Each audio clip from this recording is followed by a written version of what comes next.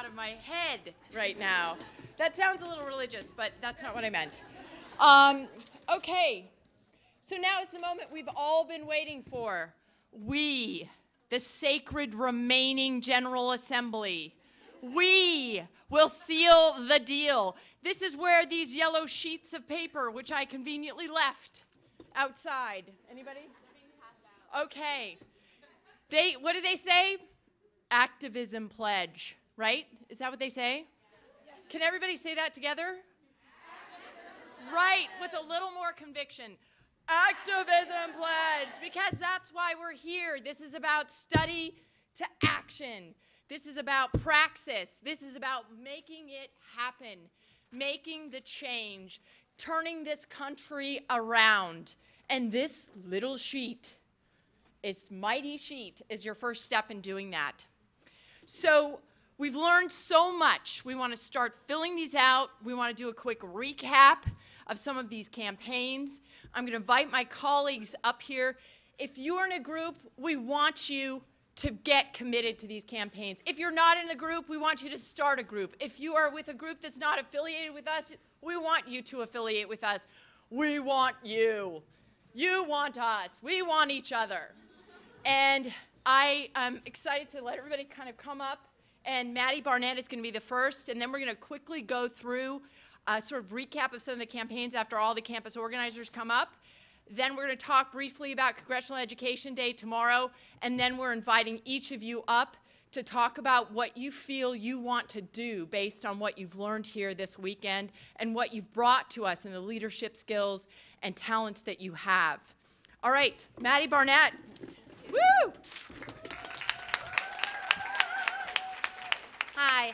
I want to talk to you today about our Sexual Violence Awareness and Prevention Toolkit. This toolkit was created by one of our former members of our campus team. She's a University of Maryland alum, and she has changed the policy on the entire campus. So now freshmen and incoming faculty have to learn about consent, have to learn about sexual violence, and all these wonderful things that I know y'all are working on.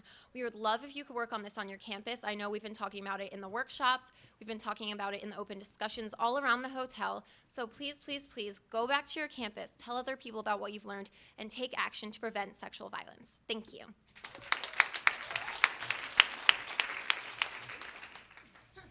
Hi everyone, my name is Edwith, and I'm the Southern Campus Organizer, and I'm here to talk to you about the Get Out Our Vote campaign. I got started with FMF by working on the Get Out Our Vote campaign in Florida on the Vote No on Sex, and it was a great opportunity for me to learn how important it is to get involved in your community. We all know that public policy is not reflective of actual lived realities, so the best way that you can change that is by getting involved in voter education, voter engagement, and the Get Out Our Vote campaign. We all know that polling places have been removed off of campuses. We also have seen that there's been strategic voter suppression happening all around the country in North Carolina and Appalachian State University. We also know that there are voter ID laws that are just like ridiculous. So this is a great opportunity to get involved, and we have a bunch of toolkits and information, and we hope that you take this pledge to get involved. Thank you. Hi, everyone. So I'm going to be talking to you soon about the State Capitol's campaign and the importance that student voices are heard at the legislature and the state level. We had a small workshop, and we really talked about the power of student voices in those realms. And I have a really cool, interesting story about the Manassas City Council vote meeting the other day. So stay tuned for my really cool story.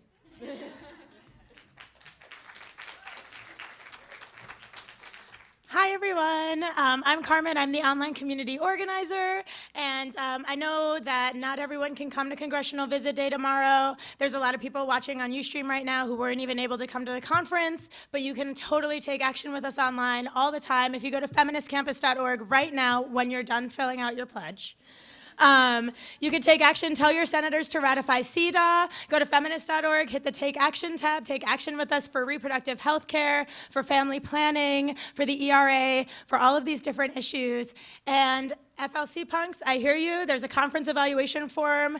It's going to be set up online. You'll be getting the email tomorrow. Help us make the conference even better, an even better space, and thank you so much for being here.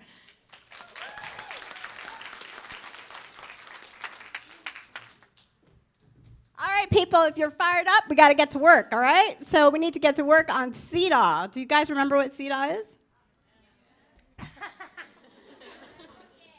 We're trying it again. Do you guys remember what CEDAW is? Yes, it's the Women's Treaty, right? We want to get that ratified here in the United States. So I need all of you to contact your senators in your state. Everyone has 2 senators from their state, and tell them that you support the Women's Treaty, right?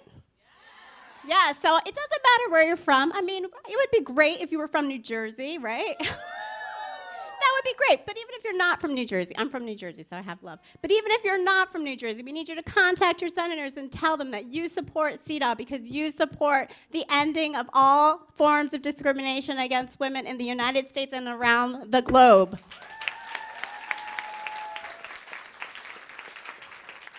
While you're at it, and while you're there talking to your senator, or while you're at your computer sending him or her an email, or while you're in the office, I want you to let them know about universal access to family planning. Can you do that? Really? Can you do that? All right, so you want to tell them that it is time that the United States pays its fair share to provide access to contraception to people who need it around the world. It's not just a nice thing to do. People's lives are at stake. Women die every year. 1 woman dies every minute. That's what we heard today, right? 1 woman dies every minute because they don't have access to contraception. It is a basic right. It is basic health care for women. We won't stand for it anymore. We need to provide universal access to family planning and contraception. Do it, get it done. Sign your, what's it called? Activism pledge. Sign that yellow form, pledge to do something when you get back to your campuses. But while you're here, when you go home, at campus, no matter where you go, tell people about CEDAW, tell people about the need for universal access to family planning. Get it done. We can do it. You're the generation that can do it. Get it done now.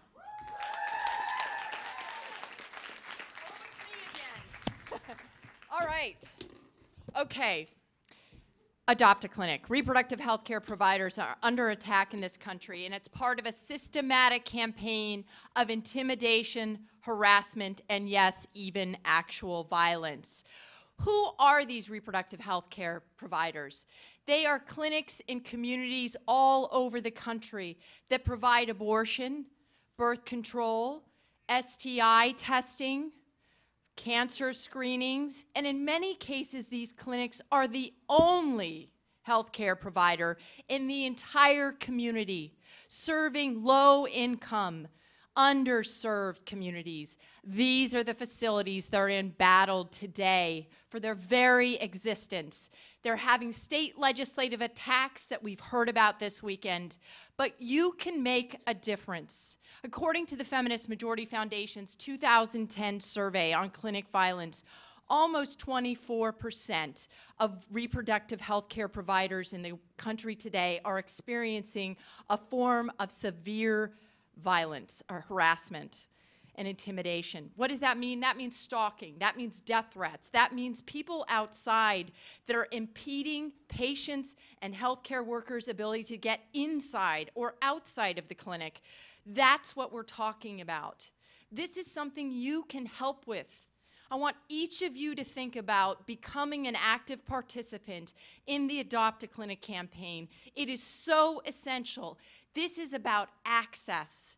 It's not just about women. It's not just about men. It's not just about transgender. It's about everyone, because these providers provide care for everyone, including women, and they are essential lifelines to us, all of us, in these communities that they serve. This is so important. We need escorts, people there to just affirm, to stop the shaming, to stop the hate, to be the friendly face that says, I'm here for you. Whatever your decision is, whatever you need, I am a friendly face. I will help you walk through this gauntlet of intimidation, of terror, of hate, of shaming, and I am the friendly face. I am there for you. I will tell you, my friends, that I've been in Jackson, Mississippi, where the only one clinic is left in the entire state to provide abortion care in addition to comprehensive reproductive health care. One clinic whose existence is threatened by laws that have been passed there by a state legislature that does not represent those people But that clinic is still open, and there are people in that community that we mobilized, Jackson State University, Millsaps College, you, people like you, who kept that clinic open when extremists decided to come in and double down on that clinic because they know it's struggling just to keep its doors open. This happened twice last year. Anti-abortion extremists decided to go there from all over the country to just try and intimidate and terrorize that one facility standing strong, keeping choice available for women. And you, people like you, were there as escorts, as legal observers. And what are legal observers? They're people who document the kinds of intimidation and, yes, potentially violence, so that we can then go to the FBI or the local police department and say, enough is enough. You have got to take action. You have got to stop this. This is a fundamental constitutional right, and we're not going to take it anymore. And we need you to help with that. And those women and men and transgender and people in that community, they were there for that clinic, Jackson Women's Health Organization. And the women and the people with those women and the men with those women and the transgender and individuals who accompanied them, family members, whoever, they were so grateful for that support. And the clinic workers were so grateful. It was like just so much water in a drought. It was as though they said, the doctors and the clinic workers inside said, the patient's level of anxiety is so down, it's so low now, because they have you out there. It's one of the most rewarding things you will ever do in this movement, because you see the pedal hit the metal. You see what it's like. You see the expression of relief and gratitude when you're out there watching and just helping come in, and people come in and get the health care that they deserve. So what I want to say is, you know, when these health care providers are threatened, are we going to be there? Yes.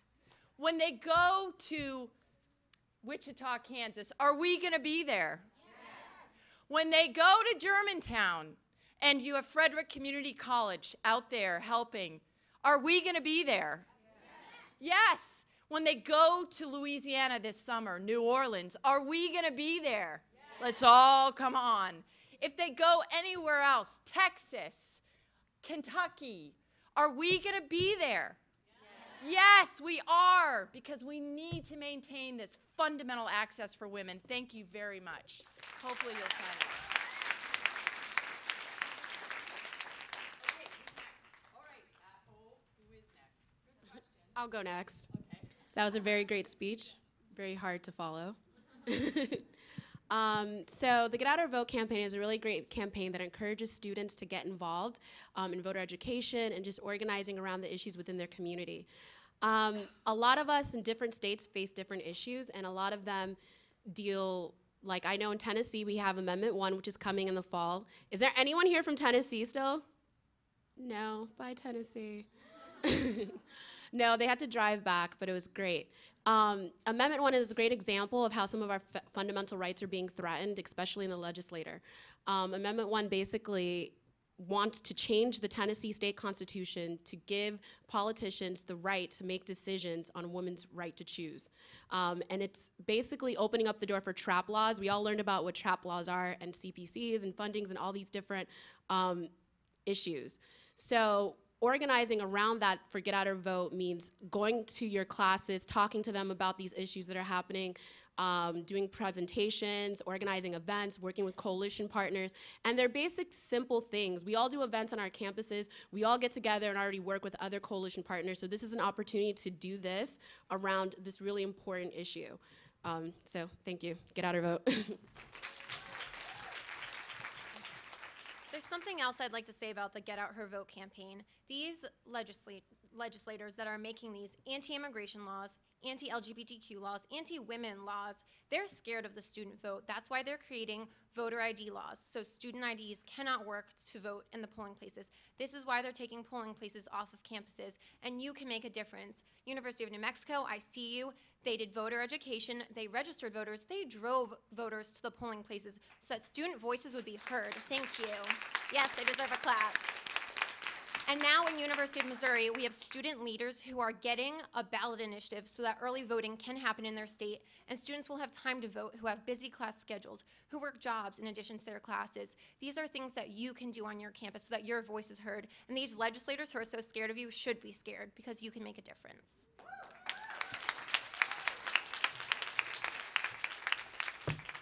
So who believes in immigration reform here? Can I get a... Who believes in LGBTQ rights? Access to reproductive health services? Who believes that we should be on the state voices? Who thinks that we should be telling our legislators, people who are supposed to be representing us as students, who is going to be there fighting for these issues? We are. I will be there. I was there. So a month ago, I was in Manassas, Virginia, and this was not a state legislator, it was at a city council meeting, but these are people that are supposed to be representing the people of Manassas.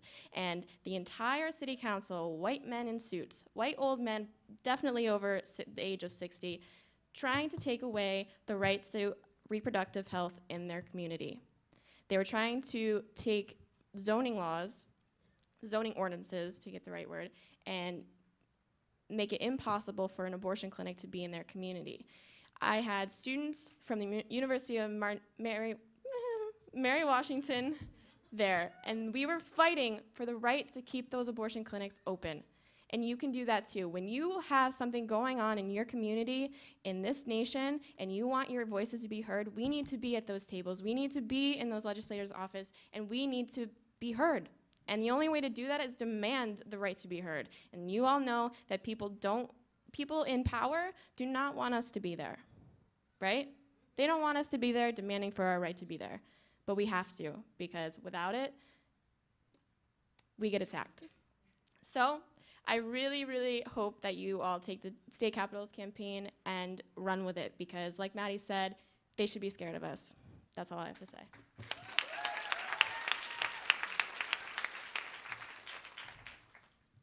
Hi, I'm Alice, and I want to invite you. If you need to change your plans and can do it, we need your information, but mostly your passion, to go from this hotel up to the U.S. Capitol. Because the senators and the members of the U.S. House need to hear from you. You are their constituents, you are their voters, you are the future. And so we really hope that as many of you that can stay and join us tomorrow. We're going to start out so you're briefed and you're comfortable with what you're going to be talking about. We're going to have a briefing from 9:30 to 11:30 on Capitol Hill in the Dirksen Senate Office Building, room 406. And this is right in your tag if you need to see the number. And if you already have appointments, that's great. If you don't have appointments, you can go to the offices of your senators and your representatives and ask to speak to the Women's Issues staff person. Or if you particularly want to talk about reproductive rights, ask if there's somebody that deals with that issue. And often they will be able to have somebody come out and talk with you right there. If you can't, leave a note so they know you were there. You can do this not only from your campus district, but also from your home, from where you were raised, where your family lives. And double up so that nobody has to go by themselves. It's good if it's a delegation of 2 or more, or 4 or 5. So you go to the different offices. And then at the end of the day, we want you to come back to, it's called the Mott House, the address, and it's again on here, 122 Maryland Avenue, Northeast. It's right between the U.S. Supreme Court and the Senate office buildings. So it's real close to where you'll be wrapping up that day. And just to reinforce how critical your voices are, I'm going to share with you something that just happened a little while ago.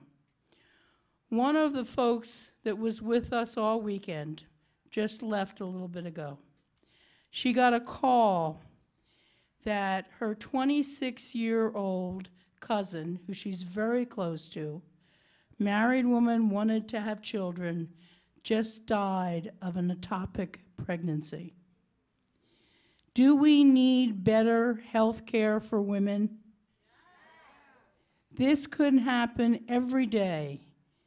And it's another example of the lack of health care and the lack of knowledge that women get about their own bodies and their own reproductive systems. So when you go, think of somebody.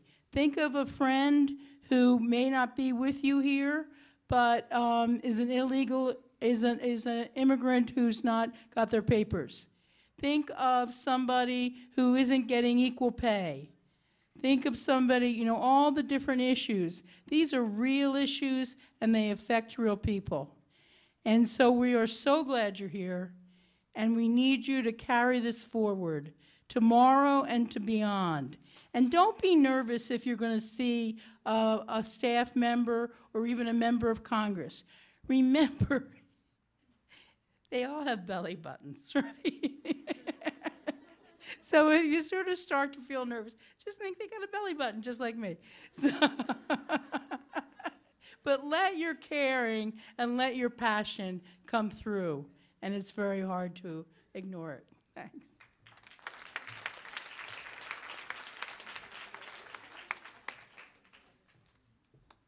So now's the time you've been waiting for.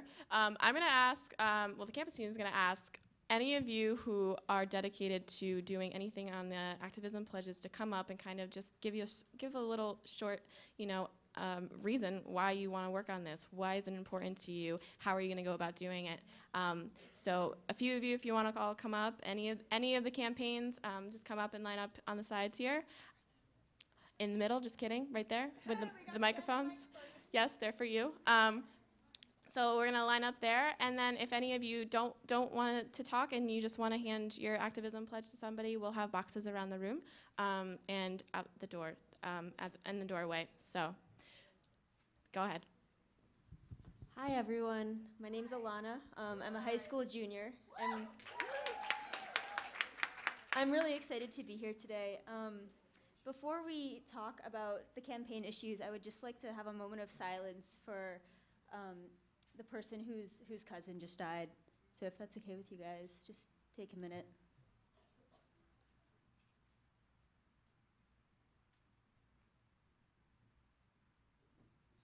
Thank you.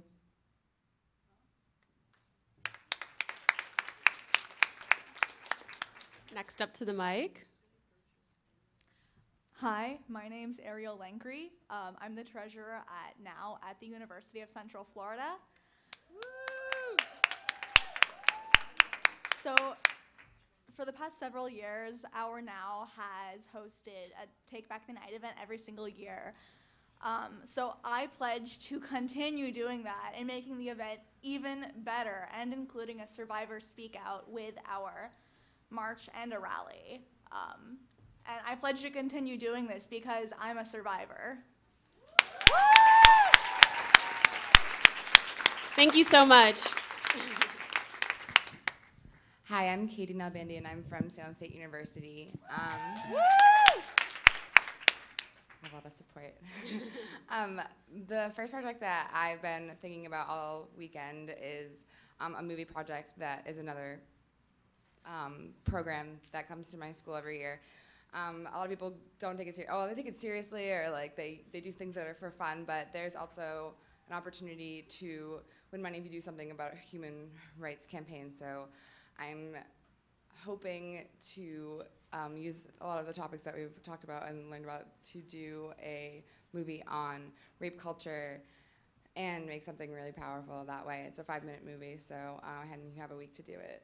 And she won last year, so she'll probably win again. Aww. Thank you. I'm also part of the Women's Center at Salem State. There's 3 of us that are filling the positions that are you have to have in order to have a club at school. So it's really difficult. I'm trying to revamp the entire thing right now. We're working really hard. So I am excited that I met so many people for networking and the programs and the different foundations that I can connect with to Take Back the Night. We actually got accepted to do that, and we had to pass because it took so long. So that's definitely coming up next year. So yeah, thank you for everyone that I've met this weekend. Everyone's really awesome. My name is Victoria Chase. I'm also from Salem State University. I got a lot of inspiration of ways to engage different groups around campus in the feminist movement. For example, we have a huge Catholic community at our school, and with Catholics for Choice here, they told me about a lot of different ways that I could help engage that group. And then with the Roe at Risk also, I think that we could plan a really great event around showing that movie and bringing in the speakers. So thank you for all the great ideas and tools that you provided. Hi everyone, my name is Shea from the University of New Mexico. Woo! Thanks for cheering. So our Feminist Majority Leadership Alliance has about 6 people. For the month of April, we're working on Sexual Assault Awareness Month. We have events planned every week. The first week we're doing a panel in the middle of our sub, so people walking by can know what's going on and we can open a dialogue about sexual assault. Just to mention real quick, we'll also have counselors from our organizations there just in case it's a trigger for anyone. So we want to keep that in mind for sure. So we'll have the panel where we're working with local organizations like the Rape Crisis Center and other places at our school. And just to have a discussion and answer any questions that people may have. I feel like this is really low, sorry. Okay. The next week we're doing the Clothesline Project. So we're actually working with sororities on campus that are making shirts like right now. They've all gotten together. Some of the WRC, our Women's Resource Center, have made shirts. We're all going to make shirts. And then we're going to have everything available out so the day of people can make shirts. And we're doing that at the duck pond of our school. So it's a really public visual representation of sexual assault, and we can really open up the dialogue for that. The next week, we're doing bystander intervention. We're working with fraternities on campus and just a lot of different organizations, the ROTC, and we're gonna do bystander intervention. So that's gonna be really great. We hope a lot of people are there. We have really high hopes.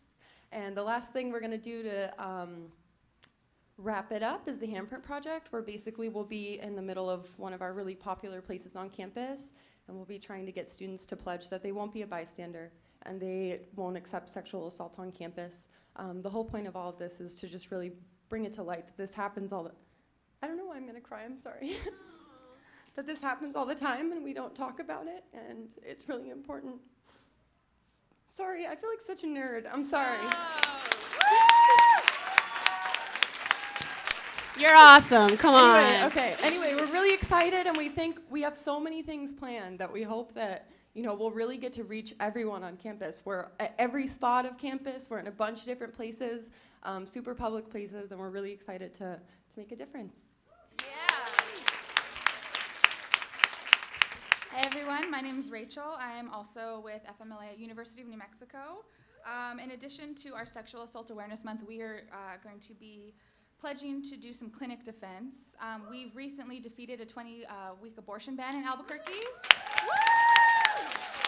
But the people who launched that campaign have not gone away, and they have recently launched a new campaign called Protest ABQ, and it is directly, they're directly trying to shut down the University Reproductive Health Center. And it's 40 days of prayer right now, so they are out there every single day harassing people, intimidating people, and just being a general nuisance. So we want to show UNM, the center, that we support them, the community supports them, we need them, we want them around. So we're planning on doing a petition and just showing our support for that center because they're really vital to our community and we want them to stay around. And I just wanted to mention real quick that along with that, this is a really good opportunity. With the pledge, we're going to contact our local colleges, the newspapers, and try to get on the front page. And that's a really good idea for everybody to do, is to contact your newspapers, because if you can get that out there and people are reading that, then that's a really great resource to sort of like reel people in. So do that. And that's it. Thanks. Hello, I'm Carissa Garcia Cordelia from Arizona State University, and I am pledging to start an FMLA on my campus. More importantly, I would like to thank this conference for being a platform of just a wellspring of ideas. Having heard this profound young lady talk about Girls Learn International has really inspired me. Over lunch, I was in contact. I'm originally from the Philippines, and I was in contact with already 2 municipalities, local government units, who would be interested in starting at least 10 chapters for GLI. In December, my sister and I, we helped over 5,000 women in partnership with Pampers and another corporation to get access to maternal health and supplies for pregnant ladies who are marginalized because they don't have access to health care. So I'm thankful that that issue was brought up. I'm here because my life passion is women and children, and I have 2 daughters myself. I was a teenage mom, and I'm very thankful to be here. Hopefully I can get in touch with those who would like to partner with me, and go women and men and everyone, and the non-binaries, the lesbians, gays, help me here, transgender, bisexual. You know, and queers, and here's one thing that I've learned. No matter what we are, when it comes to what makes us laugh or cry, we are all the same. So, thank you.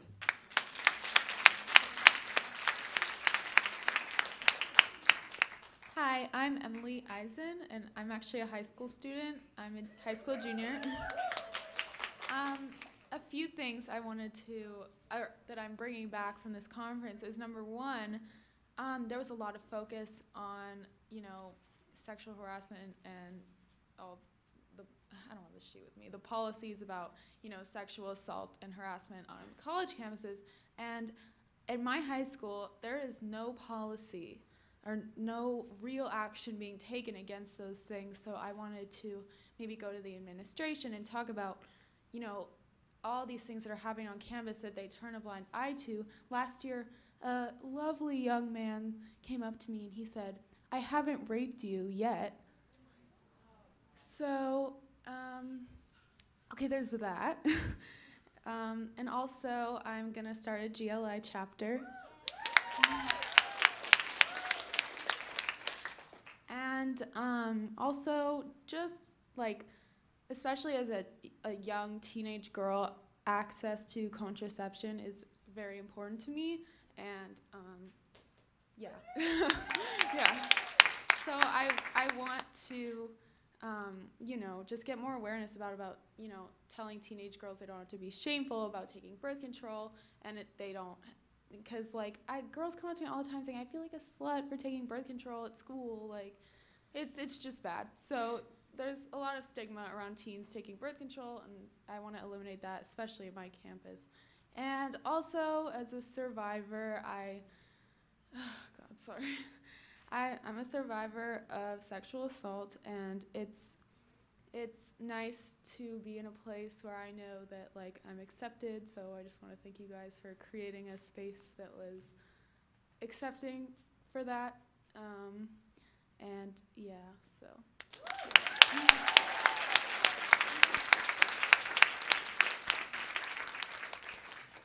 My name's Denise Nunez. I go to CASULA, and there's a FMLA in CASULA. What I think we all should pledge is to learn more information and be more inclusive, because during this panel I figure out we are not inclusive of other folks, and we say sometimes kind of demeaning things. So I think we all should write that down in our pledge to be more inclusive, and to mention reproductive health rights, that it's not just a women's issue, and it definitely isn't. Violence against women is not just a women's issue. Trans men and women are constantly, LGBTQ, the queer community is constantly being like stigmatized and being hurt, and that needs to be taken care of. What else? Global women's rights. It shouldn't just be about women's rights, it should be about everyone's rights. Just making feminism more inclusive. That's not just a women's issue, because we're not just fighting for women's rights, we're fighting for everyone's rights, everyone. And that's it.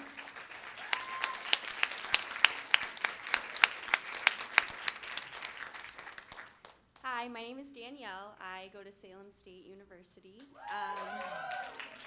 Got my peeps back there. I first just want to say thank you so much to everyone who put this on, for everyone who came. I just feel so lucky and so grateful for this opportunity and everything that I've gained out of this. It was a once-in-a-lifetime opportunity, and I've gotten so much out of it. And I was really involved in the environmental movement for the past 2 years, and I am currently shifting over to focusing on women's empowerment, which I'm really excited about. And I want to work with my school to form a definitive policy on sexual assault on campus. So I just kind of want to reach out to everyone around here. If anyone is working on a campaign on their campus, I would love to talk with you and just get ideas and materials and stuff. I would love to do that. And I have a younger sister who's entering high school in the fall, and I want to sponsor and mentor a GIL, is that what it is? GLI, sorry, a GLI. Girls Learn International. Yeah, Girls Learn International. I want to mentor a program for her high school, so.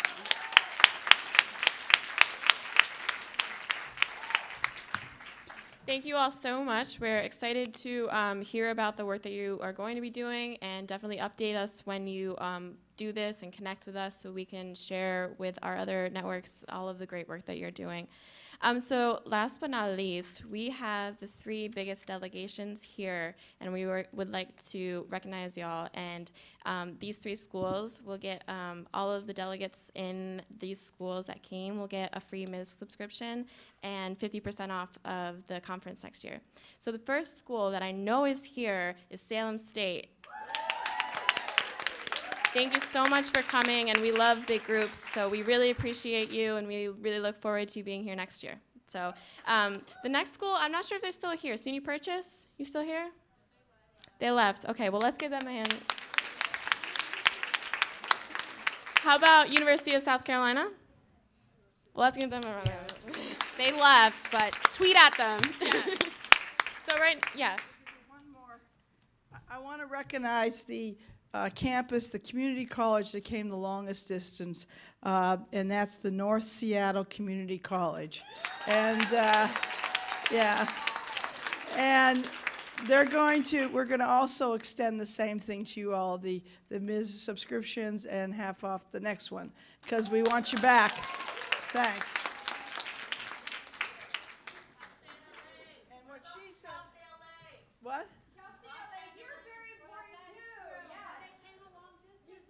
Yeah, well, I thought Seattle was farther, but maybe not. What heck, we'll do it for y'all too. We're not going to quibble. Cal State, yeah. And we also got a suggestion from the North Seattle Community College to have a professor's advisors caucus.